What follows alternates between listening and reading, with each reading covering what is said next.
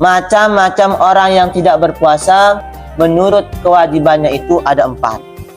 Yang pertama, orang wajib mengqada dan wajib membayar fidyah. Kemudian yang kedua, orang yang wajib mengqada tidak perlu membayar fidyah. Kemudian yang ketiga, orang yang membayar fidyah dan tidak perlu mengqada puasanya. Kemudian yang keempat, orang yang tidak perlu membayar fidyah dan tidak perlu mengqada puasanya. Yang pertama kita bahas.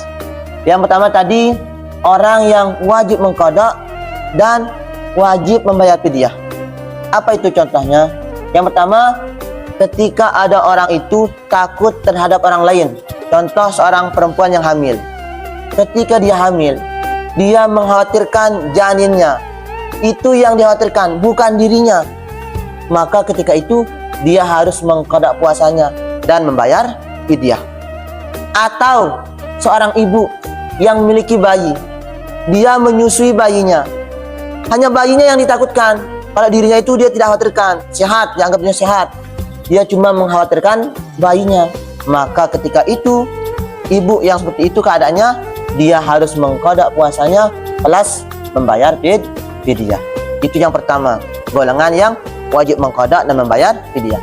Dan yang kedua contohnya itu adalah orang yang memiliki hutang ketika berpuasa. Ada hutangnya, dia belum qada.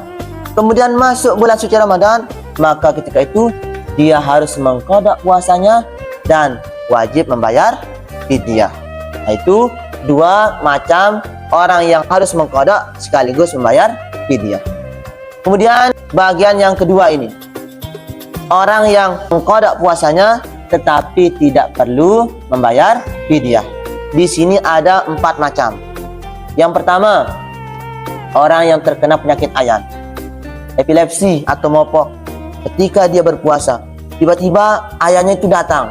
Ketika dia ayan, tidak sadarkan diri, puasanya itu batal. Tapi nanti setelah bulan suci Ramadan, dia hanya mengqada puasanya, tidak perlu membayar fidyah. Itu yang pertama. Kemudian yang kedua, orang yang lupa berniat.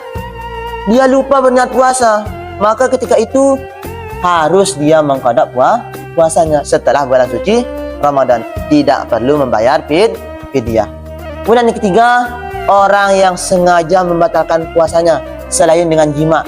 Jadi kenapa seperti itu? Karena jima memiliki hukuman yang tertentu, berat dia membatalkan puasanya dengan jima, beda ketentuannya. Tapi kalau ini dia batalkan puasanya dengan selain jima itu, nanti dia harus mengqada puasanya, tidak perlu membayar fidyah.